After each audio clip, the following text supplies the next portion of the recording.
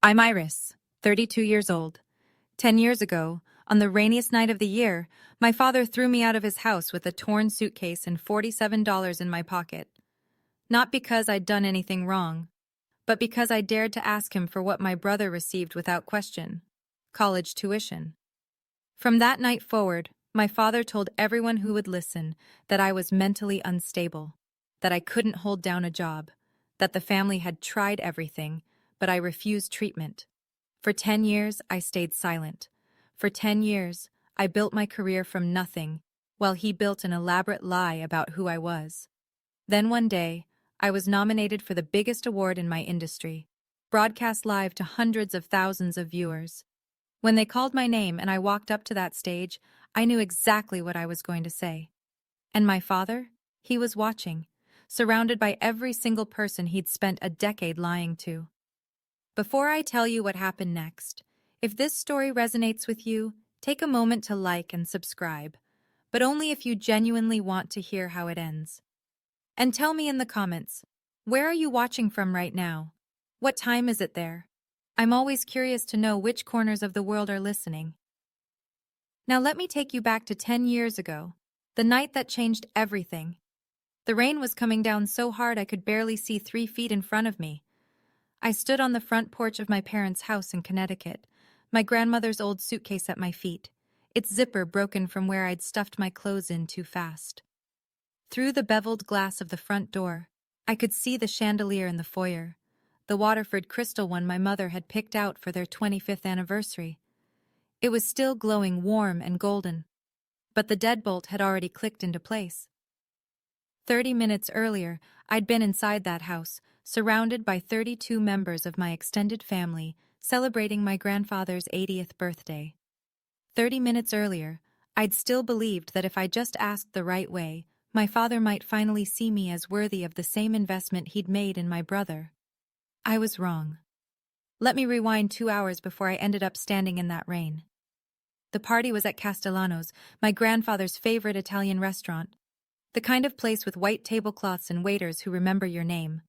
My father had rented out the entire back room. 32 place settings. Chianti that cost more per bottle than my weekly grocery budget.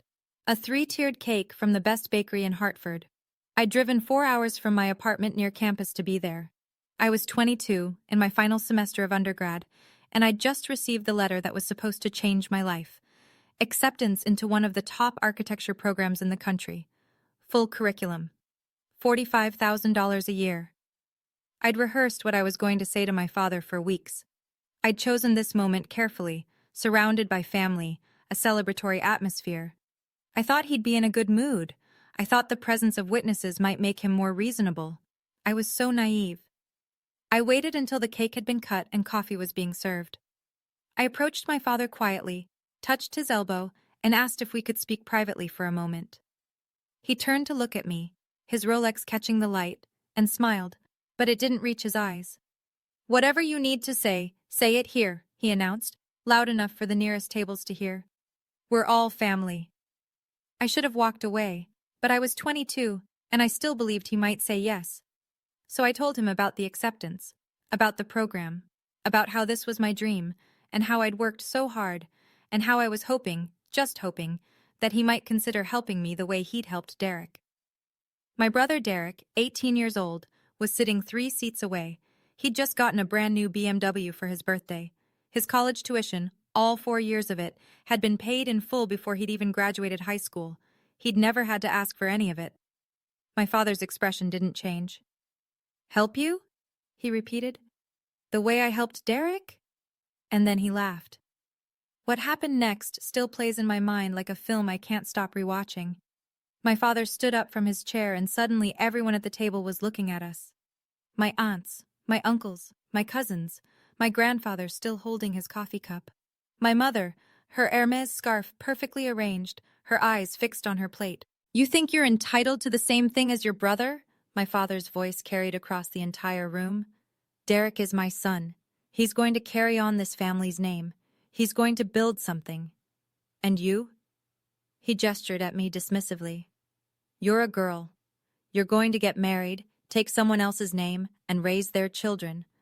Why would I waste money on a degree you'll never use? I felt my face burning.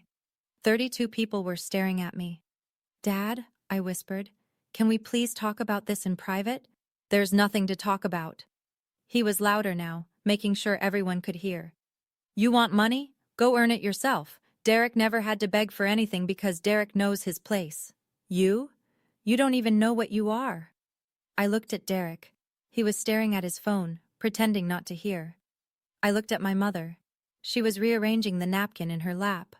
I looked at my grandfather, hoping, praying he might intervene. He'd always been kind to me. He'd always told me I was smart. He cleared his throat. Howard, he said to my father, let's not ruin the party. That was it. That was all he said. My father leaned down close to my ear. His cologne, Tom Ford, $200 a bottle, made me nauseous. I'll email you my reasons, he whispered, so you understand your place in this family. 3 days later, sitting in a rented room that cost $400 a month, I opened that email. The email was worse than anything he'd said out loud. I still remember every word. I've read it so many times over the past decade that it's burned into my memory like a scar. Iris, you were born a girl. That is reality. You don't have the right to demand what belongs to your brother. Derek is the future of this family. You are just something to be given away to another family. Don't contact me again unless you're ready to apologize for humiliating me in front of everyone. I sat on the thin mattress of my rented room, instant ramen growing cold on the desk beside me. And I read those words over and over. My laptop screen blurred. I realized I was crying. My finger hovered over the delete button. But something stopped me. Some instinct I couldn't name at the time. Instead, I clicked Save. I created a folder and named it Evidence. I didn't know what I was saving it for. I just knew I needed proof. Proof that I wasn't crazy. Proof that the things he said were real. A week later, my mother called. She waited until my father was out of the house. I could tell by the way she was whispering, the way she kept pausing to listen for sounds. Iris, honey. Her voice was thick with tears. I love you. You know I love you. And I know what your father did wasn't right. Then why didn't you say anything? I asked. You just sat there, Mom. You didn't say a single word. Silence. You know how your father is, she finally said. If I'd defended you, he would have... I don't have anywhere to go, Iris. I don't have my own money. I don't have... I understand, I said. And I did. I understood that I was completely alone. But my mother did say one thing before she hung up that I didn't fully understand until much later. Iris, she whispered, your father is... He's telling people things. About you. Things that aren't true. I don't know how to stop him. What things? She didn't answer. Just said she loved me and hung up. 2 months later, I found out exactly what she meant. I was studying for finals in my tiny apartment when my phone rang. It was my Aunt Helen, my mother's younger sister. She'd always been warm to me, always snuck me extra dessert at family dinners. Iris, sweetheart, she said, her voice dripping with concern. How are you feeling? Are you getting the help you need? I frowned. Help? What do you mean? Your treatment, honey. Your father told us about your condition. He said you've been struggling since you were young, and that's why you left home. He said the family tried everything, but you refused to get better. The room tilted. I gripped the edge of my desk. Aunt Helen, I don't have a condition. I don't know what he told you, but... Oh, honey. Her voice was soothing, the way you'd talk to a frightened child. It's okay. You don't have to be ashamed. Mental illness is nothing to be embarrassed about. We're all praying for you. I called 3 more relatives that night. They'd all heard the same story. My father had been thorough. My cousin Sarah read me a text message from our family group chat, the one I'd been removed from. My father's words, sent to over 40 people. Please don't contact Iris. She's going through a serious mental health crisis. Any stimulation could make things worse. We've tried everything. Just pray for her. That's when I understood. My father wasn't just punishing me for leaving. He was erasing me. I had 2 choices. I could call every single person he'd lied to. I could scream the truth from the rooftops.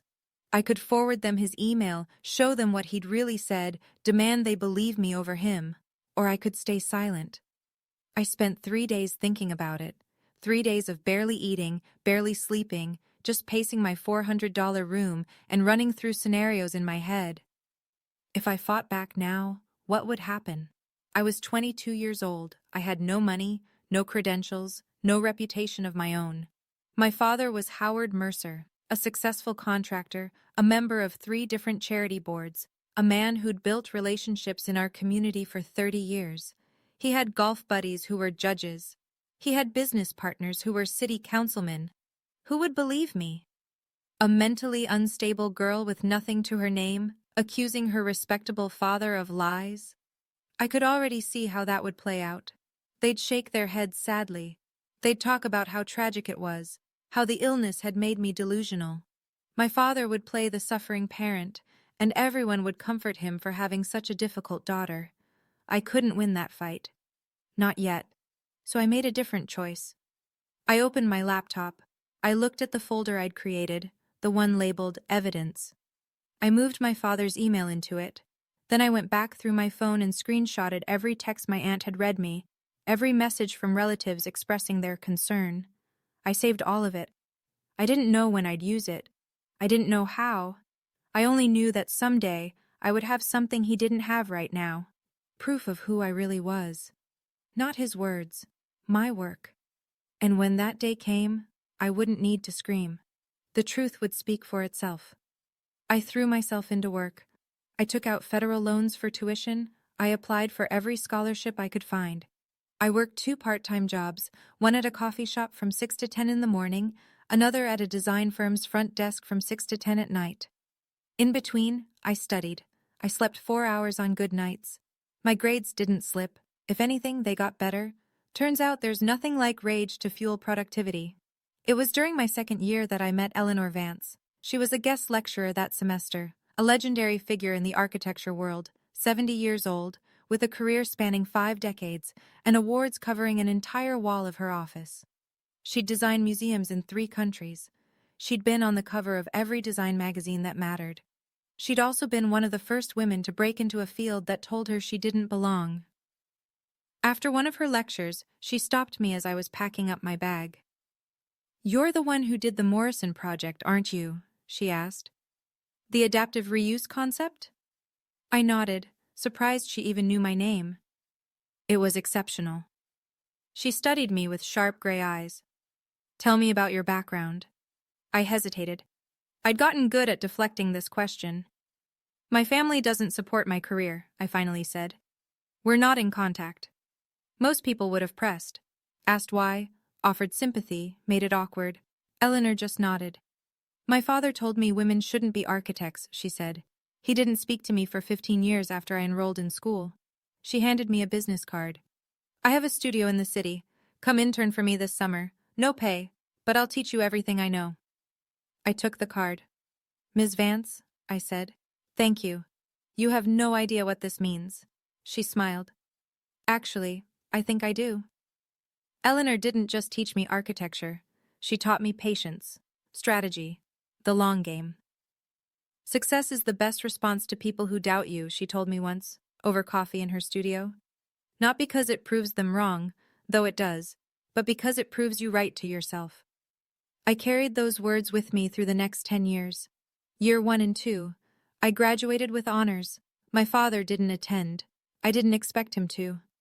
Year 3 through 5, I started as a junior designer at a small firm, making barely enough to cover my student loans.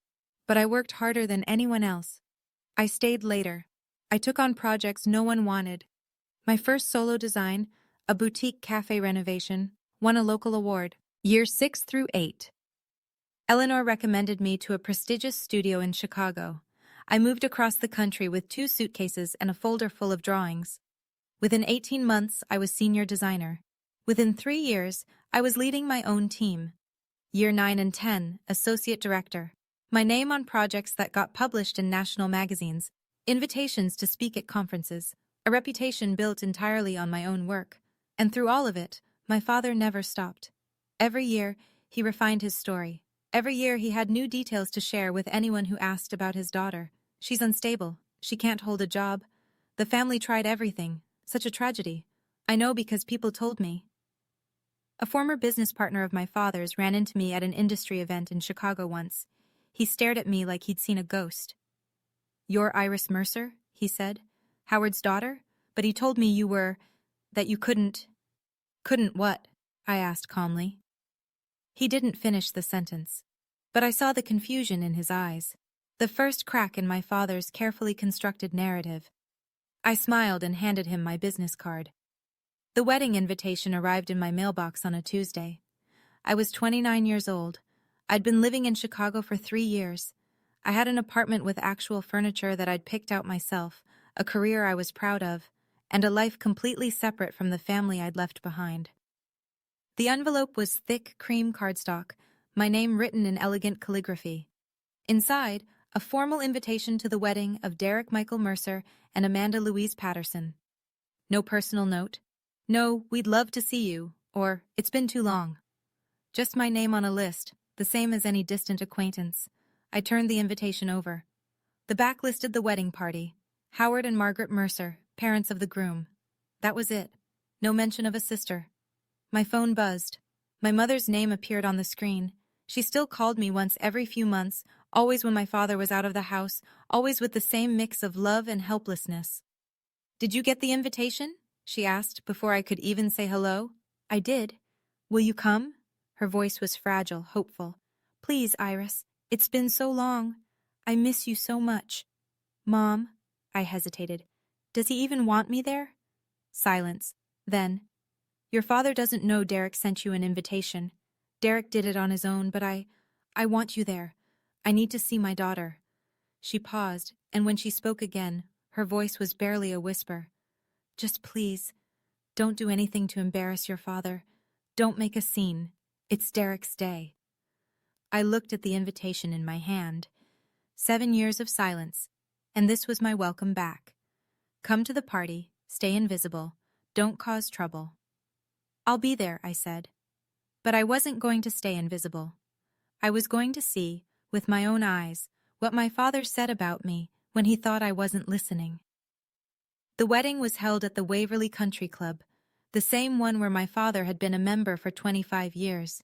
Crystal chandeliers hung from vaulted ceilings. White roses cascaded from every surface.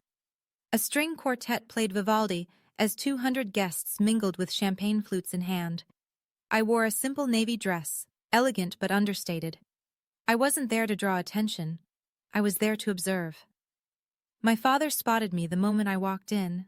I saw his eyes flick toward me across the room, register my presence, and then nothing. He turned back to the business associate he was chatting with as if I were a stranger he'd accidentally made eye contact with.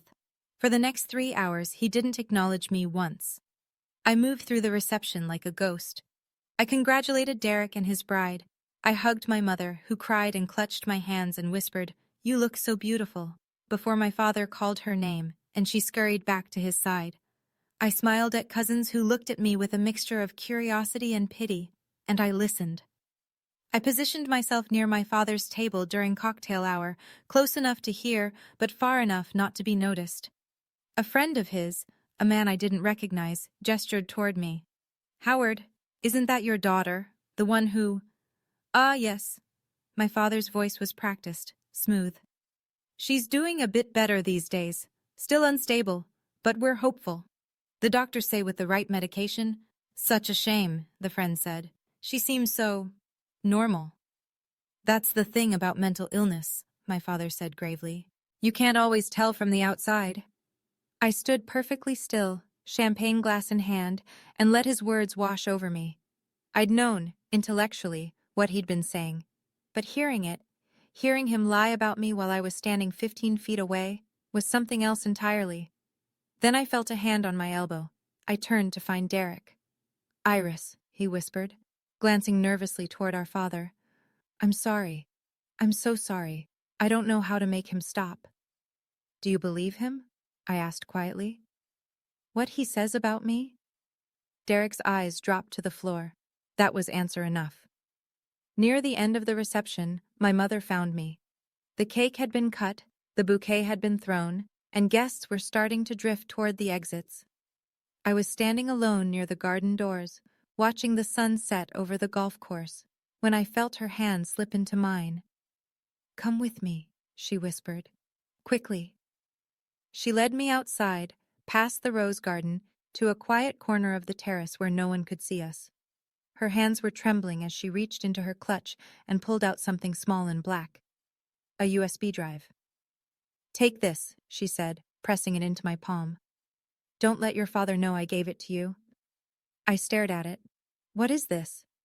"Everything," her voice cracked. "Every email he's sent about you, every text message, every lie he's told to his friends, his partners, our relatives. I copied all of it." "Mom." I couldn't process what she was saying. "How do you even have access to—" "I've known his passwords for years. He doesn't know I know." She laughed bitterly. "He thinks I'm too stupid to figure them out. But I've been watching, Iris. For 10 years, I've been watching what he does to your name, and I—" Her voice broke. "I couldn't stop him. I was too scared. But I could do this." I looked down at the small piece of plastic in my hand. 10 years of lies. 10 years of systematic destruction of my reputation. All documented. "Why now?" I asked. My mother's eyes were wet. "Because I saw his face when you walked in today. He didn't even look at you. His own daughter. And I thought—" She wiped her cheek. "I thought maybe someday you'll be able to use this, to make people see the truth, even if I can't." I hugged her tighter than I had in years. "Thank you, Mom," I whispered. "You have no idea what this means." I didn't open the USB drive until I was back in Chicago 3 days later. I told myself I needed time to prepare. In reality, I was terrified of what I'd find. It was a Sunday night.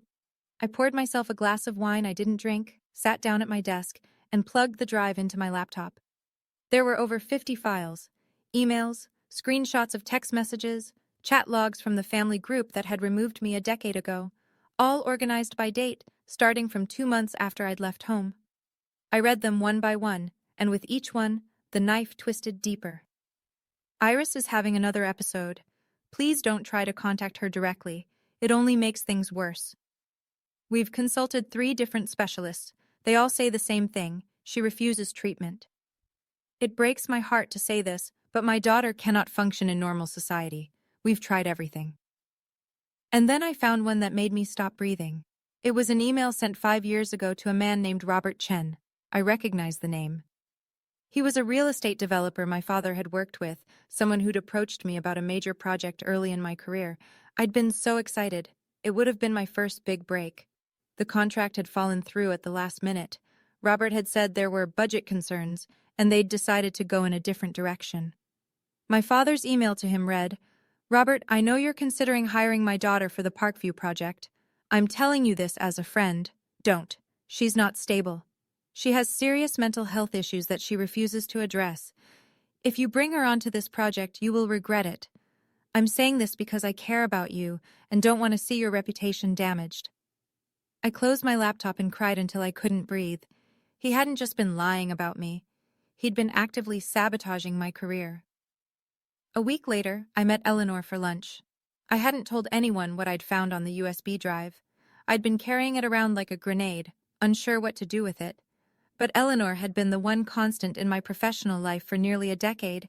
If anyone could give me perspective, it was her. We sat at her favorite restaurant, a quiet place overlooking Lake Michigan, where the maitre d' knew her by name. I told her everything. The wedding, the lies, the sabotaged project.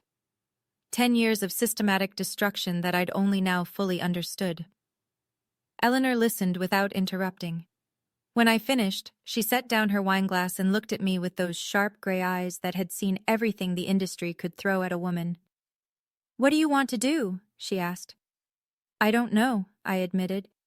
"Part of me wants to send everything to every person he's ever lied to. Part of me wants to call him and scream until my throat bleeds. And part of me is so tired of him taking up space in my head." Eleanor nodded slowly.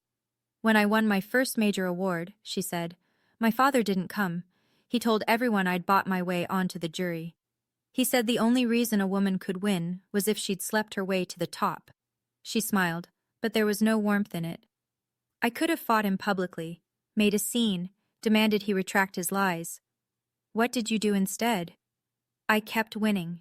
She leaned forward. Iris, the truth doesn't need you to scream it. The truth just needs you to live it. And if you do that well enough, eventually you'll have a stage big enough for everyone to hear. She paused, then added, speaking of which, you're on the shortlist for the IIDA award this year. I'm on the selection committee. I saw your project. My heart stopped. The IIDA? The ceremony is broadcast live, she said. Hundreds of thousands of viewers. She raised her glass. I think your stage might be coming sooner than you think. 6 months later, the email arrived. I was in my office, reviewing floor plans for a boutique hotel in Miami, when my inbox pinged. The subject line made me read it 3 times to make sure I wasn't hallucinating. IID, a Design Excellence Award, official nomination. I opened it with trembling fingers. Dear Ms. Mercer, we are pleased to inform you that you have been nominated for the Interior Design Association's Award for Design Excellence in recognition of your work on the Meridian Hotel Collection. The award ceremony will take place on March 15th at the Grand Hyatt, New York, and will be broadcast live via television and online streaming platforms. I read the rest of the email in a daze. The Meridian Project, 4 boutique hotels across the Midwest, each one designed to reflect the unique character of its city. 2 years of my life, countless sleepless nights, a team of brilliant people who'd trusted my vision. And now, this. I called Eleanor immediately. I just got the email, I said, trying to keep my voice steady. I'm nominated. I know. I could hear her smiling through the phone. I told you, your stage is coming. Eleanor, I don't know if I can. You can, she interrupted gently. And Iris? If you win, I'll be the one introducing you on stage. That's already been arranged. I hung up and sat in my chair for a long time, staring out the window at the Chicago skyline. The ceremony would be broadcast live, hundreds of thousands of people watching, industry leaders, journalists, everyone who mattered in my field. I thought about the USB drive in my desk drawer, about the emails I'd never responded to, about my father, probably sitting in his country club right now, telling someone new that his daughter was too unstable to hold down a job. For the first time, I knew exactly what I was going to do. I just needed to wait for the right moment. 1 week before the ceremony, I was in my apartment, standing in front of a full-length mirror, wearing the dress. It was emerald green, custom-made by a designer friend who'd owed me a favor. Off the shoulder, beaded along the neckline, the kind of dress that made you feel like you could conquer the world. I'd paired it with red-soled Louboutins that I'd saved 3 months to afford. I had 2 speeches prepared. One was standard, grateful, professional, humble. The kind of speech you'd expect from any award winner. The other was different. My phone buzzed. Derek's name appeared on the screen. I frowned. He hadn't texted me in almost a year. Iris, I just found out you're nominated for a big award. Congratulations. That's amazing. I was about to type a simple thank you when another message came through. I need to tell you something. Dad is hosting a watch party for the ceremony at the house. He invited all his business friends and golf buddies. He doesn't know you're nominated. None of them do. I stared at the screen. Why is he watching an interior design award ceremony? I typed back. One of his clients sponsored it. He thinks it'll be good networking to discuss it with them. Iris, he's going to be watching live, with everyone he's spent 10 years lying to about you. I sat down slowly on the edge of my bed. All of them. Every person he'd told that I was mentally unstable. Every friend he'd convinced that I couldn't function in society. They'd all be sitting in his living room, watching television together, when my name was called. If I won, if I chose to use that stage the way I'd been thinking about using it. One more message from Derek. Whatever you're going to do, I think it's time. I didn't reply.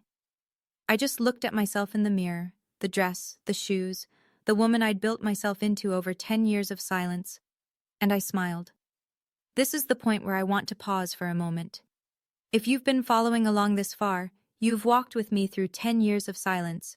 Thank you for that. Before I tell you what happened when I stepped onto that stage, I'm curious.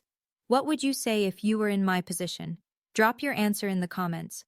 I'd genuinely love to know how you'd handle this. And if you haven't subscribed yet, now might be the time. Because what comes next, you won't want to miss. The Grand Hyatt Ballroom was even more spectacular than I'd imagined. Crystal chandeliers the size of small cars hung from 40-foot ceilings. Tables draped in white linen stretched across the room, each one filled with the most influential people in my industry. 500 guests in total. Designers, architects, executives, journalists. And beyond this room, hundreds of thousands more watching from their living rooms, their offices, their phones. Including my father. I stood backstage, my emerald dress catching the light every time I moved. Through a gap in the curtain, I could see the stage, a massive screen displaying the IIDA logo, a sleek podium where winners would accept their awards, and row after row of expectant faces. Nervous? I turned. Eleanor was beside me, resplendent in silver that matched her hair. Terrified, I admitted. She took my hand. Remember what I told you years ago? The truth doesn't need you to scream. It just needs you to live it. She squeezed my fingers. Whatever you decide to say up there, Iris, I'm proud of you. Not because of this award. Because of who you've become. I hugged her, carefully so as not to wrinkle either of our dresses. A producer with a headset approached us. Ms. Mercer, you're one of the favorites tonight. Be ready. The Design Excellence category is up in 15 minutes. I nodded, my throat suddenly dry. When he walked away, Eleanor leaned close. I've known about your father for years, she said quietly. I never said anything because it wasn't my story to tell. But I want you to know. Whatever you say on that stage, I'll be standing right behind you. The lights in the ballroom dimmed. The ceremony was beginning. I touched the folded paper in my clutch. The speech I'd written at 3 a.m, the words I'd waited a decade to say. It was almost time. And now, the award for Design Excellence in Commercial Interior Design. I watched from backstage as the presenter, a famous architect whose work I'd admired for years, approached the podium with a gold envelope in his hand.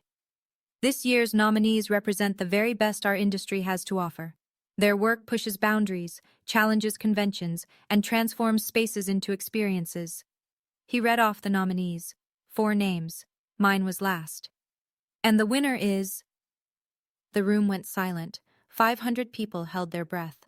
Somewhere in Connecticut, my father was probably on his second scotch, making small talk with business partners about networking opportunities, completely unaware that his daughter's name was about to fill the screen.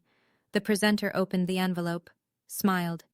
Iris Mercer, for the Meridian Hotel Collection. The ballroom erupted. I don't remember the first few seconds. Just noise, applause, music, Eleanor's hands pushing me gently forward. Then I was walking. 1 foot in front of the other, emerald silk swishing against my legs, the spotlight following me like a living thing. I climbed the stairs to the stage. The presenter handed me the award, a sculpture of crystal and silver, heavier than I expected. I stepped to the podium, looked out at 500 faces, all watching me, all waiting, and somewhere through cameras and cables and satellites, my father was watching too. I could picture it perfectly. His living room, the big screen TV, 6 or 7 men in polo shirts and khakis, drinks in hand. My father in his favorite armchair, probably mid-sentence about some construction deal, and then my face appearing on the screen. I imagined the exact moment he'd realize. The blood draining from his face, the glass frozen halfway to his lips, his friends turning to look at him. Isn't that your daughter, Howard? The one you said was mentally unstable? I gripped the podium, looked directly into the camera, and I began to speak. Thank you to the IIDA. Thank you to my incredible team who brought this vision to life. And thank you to my mentor, Eleanor Vance, who believed in me when I had nothing. I paused, let the applause die down. But there's something else I need to say. The ballroom went completely still. 500 people stared up at me. The red light on the camera blinked steadily. Hundreds of thousands more were watching from their homes, their phones, their offices. I took a breath. I want to thank everyone who believed in me over the past 10 years, I said. Everyone who gave me a chance. Everyone who looked at my work and saw potential instead of making assumptions about who I was. I reached into my clutch and pulled out the folded paper.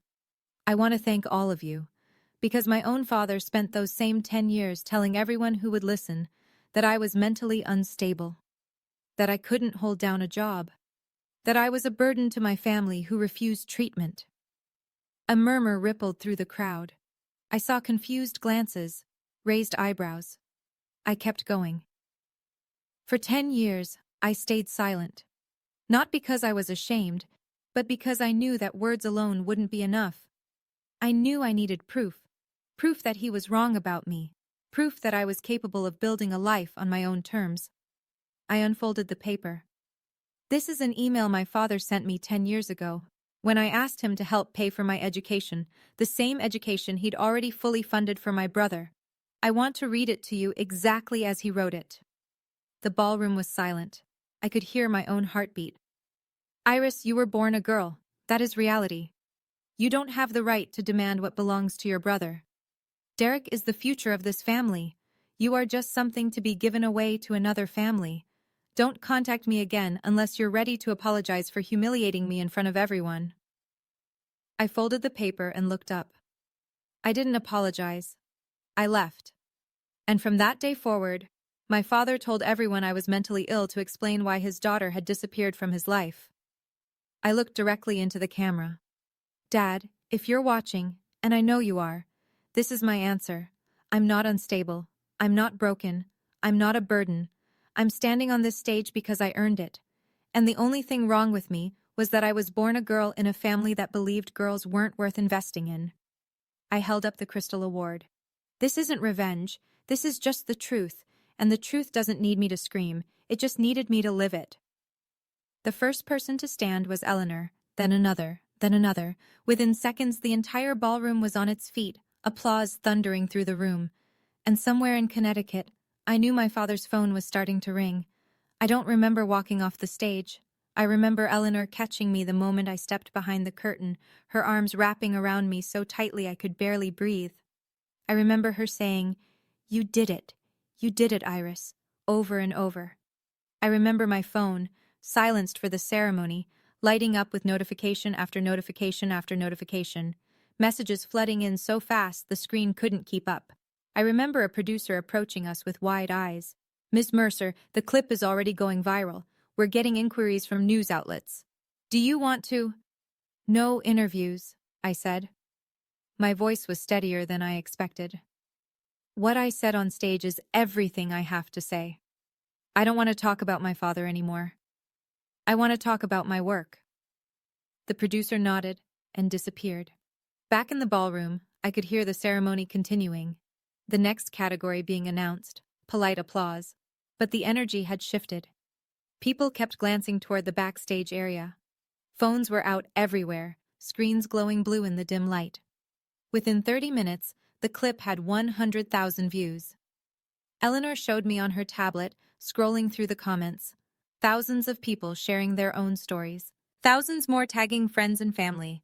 The hashtag Iris Mercer was climbing the trending charts. "You should see what's happening on Twitter," someone from my team said, breathless. "It's everywhere." But I wasn't thinking about Twitter. I was thinking about a living room in Connecticut.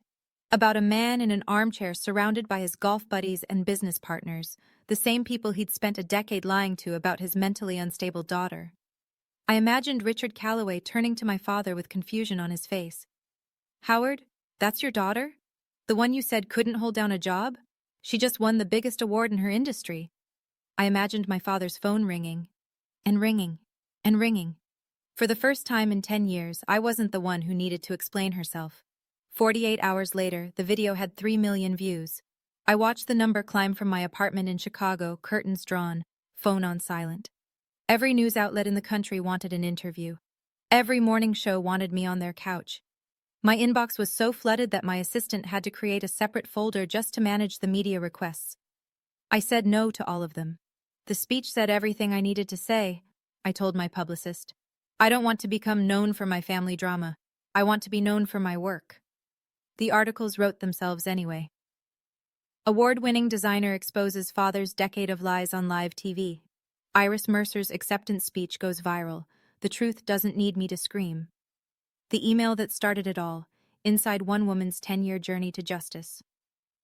The comments sections were overwhelming. Thousands of people sharing their own stories of being dismissed, diminished, disbelieved by their families. Thousands more tagging their own fathers, their own mothers, their own siblings who'd said they'd never amount to anything. I'd become a symbol of something I hadn't intended to represent. On the second day, I started getting messages from people I hadn't heard from in years. Relatives who'd cut me off, family friends who'd believed my father's lies, former colleagues who'd been warned to stay away from me. The apologies came in waves. Iris, I'm so sorry. I had no idea. I should have questioned what Howard told me. I feel terrible. All these years I thought you were struggling. I should have reached out. I never should have believed him. Can you ever forgive me? I read every single one. I didn't respond to most of them. But one message stood out. From an email address I'd almost forgotten. Robert Chen, the developer who'd pulled the contract 5 years ago. The one my father had sabotaged. Iris, I owe you more than an apology. I owe you an explanation and a conversation, if you're willing. I stared at his message for a long time. Then I wrote back. I'm listening. I didn't witness what happened at the country club. Derek told me about it later. 1 week after the ceremony, Richard Calloway, my father's closest friend of 20 years, requested a meeting. Not at my father's office, not at his home, at the Waverly Country Club, in the private dining room where deals were made and reputations were either built or destroyed. 4 men were waiting when my father arrived. Richard, James Monroe, David Foster, Tom Patterson, Amanda's father, now my brother's father-in-law. All of them had been at the watch party the night my speech aired. All of them had spent years hearing my father's stories about his tragic mentally ill daughter. Sit down, Howard, Richard said. His voice was cold. My father sat. According to Derek, who heard about it from Richard himself, my father tried to control the narrative from the first moment. Before you say anything, my father said, you need to understand. That speech was taken out of context. The email she read was from a very difficult time. She's twisting everything to Howard. Richard held up his phone. On the screen was a screenshot of a text message. You sent me this 3 years ago. I'm going to read it to you. Don't bother with Iris. She's unstable, can't keep a job, and the family has tried everything. Just pray for her. My father's face went pale.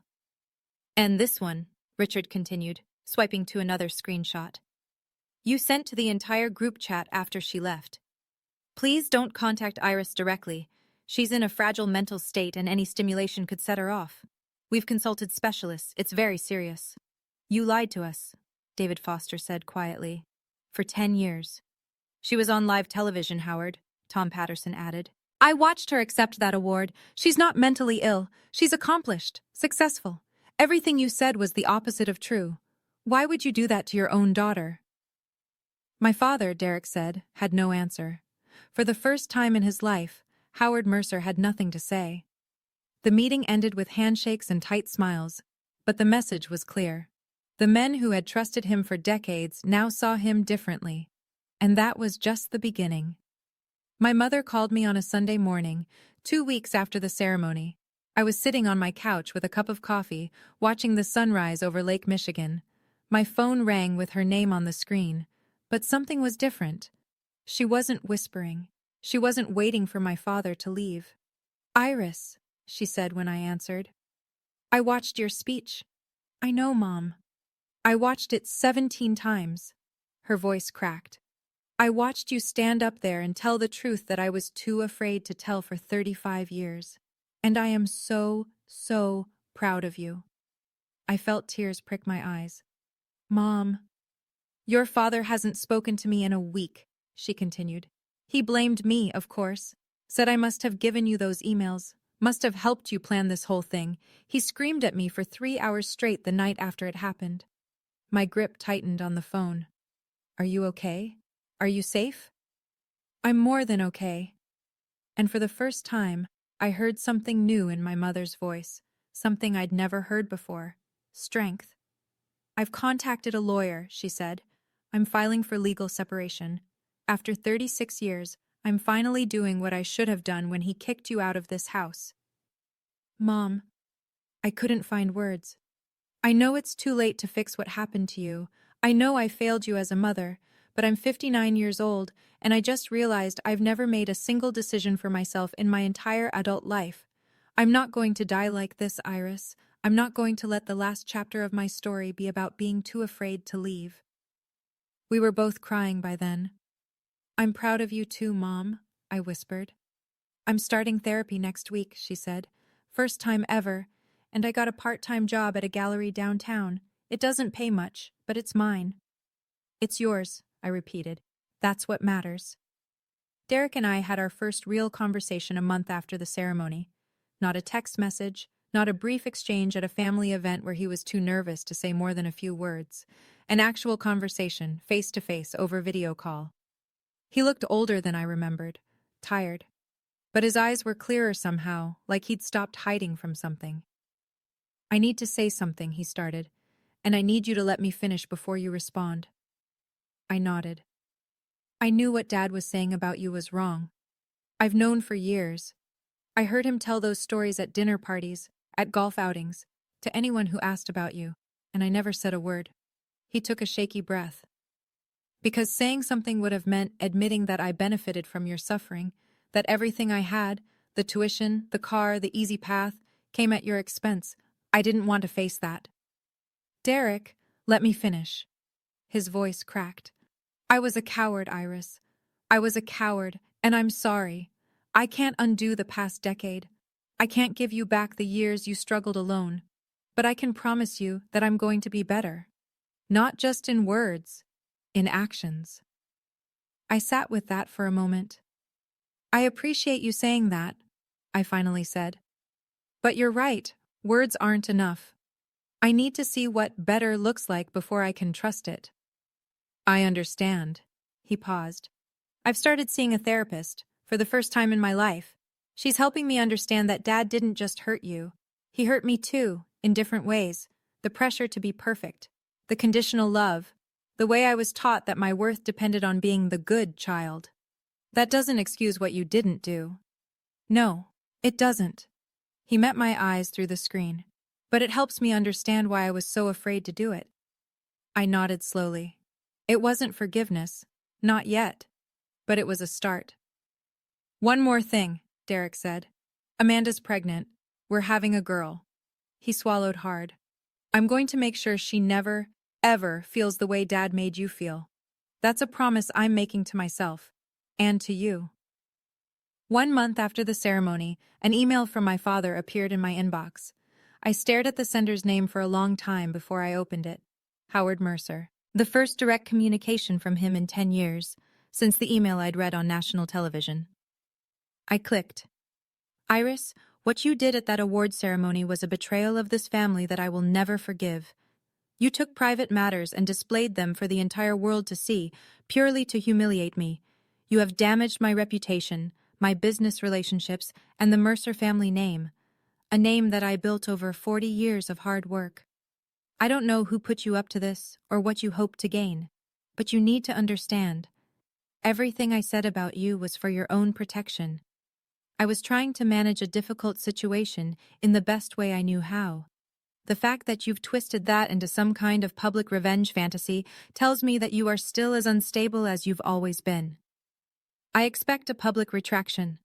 I expect you to make a statement clarifying that you exaggerated and took my words out of context. If you do this, we can discuss moving forward as a family. Your father, Howard Mercer, CEO, Mercer Construction." I read it twice. Then I wrote my response. "Dad, this is the last email I will ever send you. I didn't humiliate you. You spent 10 years humiliating yourself by lying about your own daughter. I simply told the truth. If the truth embarrasses you, that's not my problem to solve. I will not be issuing a retraction because there is nothing to retract. Every word I said was accurate. I have the receipts to prove it. You had 10 years to apologize. You had 10 years to call me, reach out, admit that what you did was wrong. Instead, you doubled down on the lie every single time. I don't hate you. I don't wish you harm. But I also don't owe you anything. Not an explanation, not a retraction, and certainly not my silence. This chapter is closed. Please don't contact me again. Iris. I hit send. Then I blocked his email address, his phone number, and every other way he might try to reach me. Derek told me later that my father forwarded my response to several friends, accompanied by his own commentary about how unhinged I still was. But this time, no one agreed with him. The truth had spoken, and it didn't need me anymore. I know a lot of you are waiting to see if my father ever apologized. I used to wait for that too. I spent years believing that if he would just say sorry, I could finally heal. But I learned something important. My healing was never dependent on his apology. It couldn't be. Because some people will never admit they were wrong, and I couldn't put my peace in their hands. If you're waiting for someone to change before you let yourself move on, I hope this part of my story gives you permission to stop waiting. And if this resonates, share it with someone who needs to hear it. 3 months after the ceremony, I took stock of what had changed. The numbers were concrete now, measurable. The kind of consequences that couldn't be explained away or spun into another narrative. 2 major contracts had quietly dissolved for Mercer Construction. Partners who had worked with my father for over a decade suddenly found reasons to explore other options. The combined value, according to industry estimates, was somewhere around $850,000. The charitable organization where my father had sat on the board for 15 years released a carefully worded press statement about restructuring their leadership. His name was notably absent from the new board list. The Waverly Country Club, his second home for 25 years, still technically allowed him membership. But Derek told me my father had stopped going. The atmosphere had changed, he said. Old friends crossed to the other side of the dining room when they saw him coming. Golf invitations stopped arriving.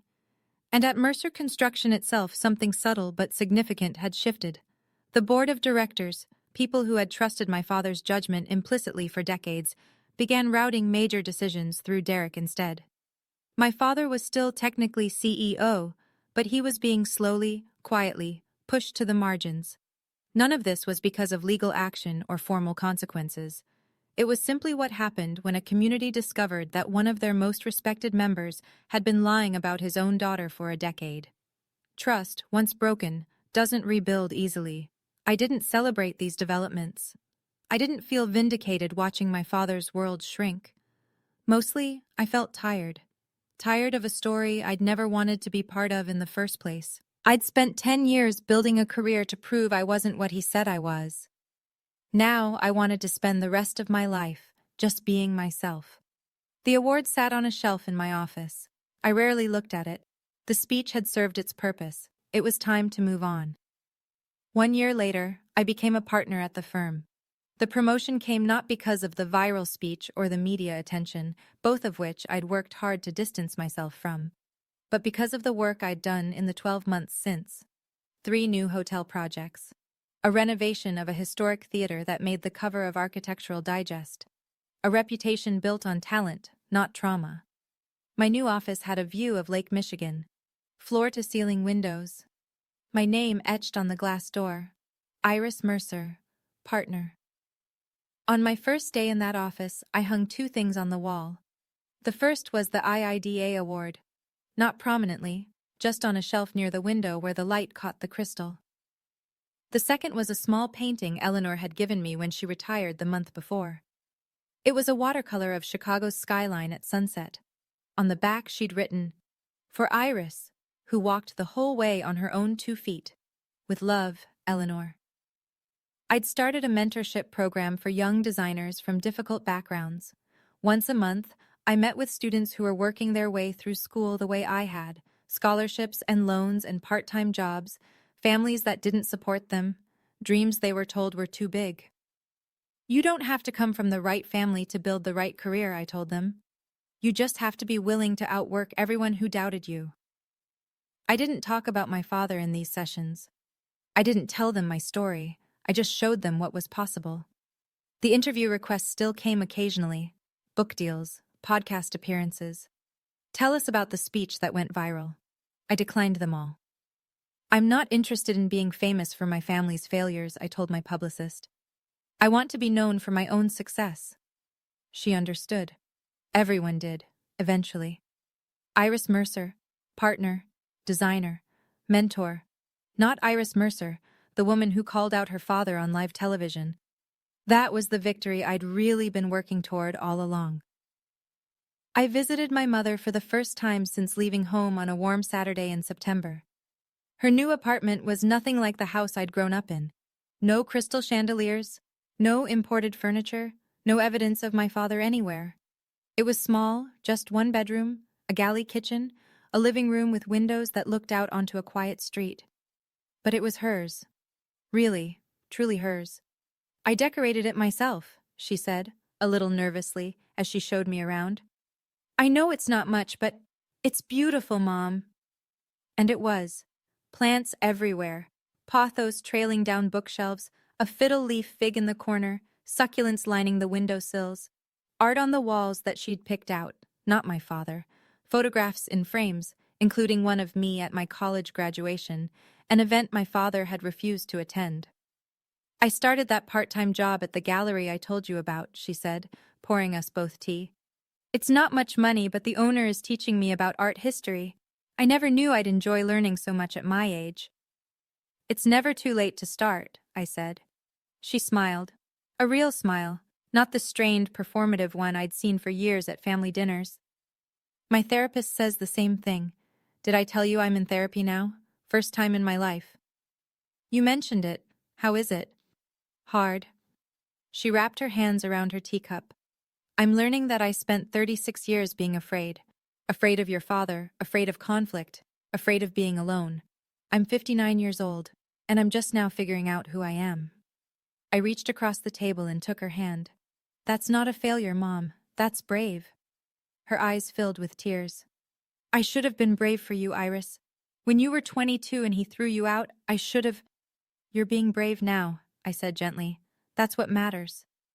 We sat together in her small, warm apartment, drinking tea and talking about nothing important. And for the first time in my adult life, I felt like I had a mother again. I haven't spoken to my father since I sent that final email. Through Derek, I hear fragments of his life now. The picture isn't pretty.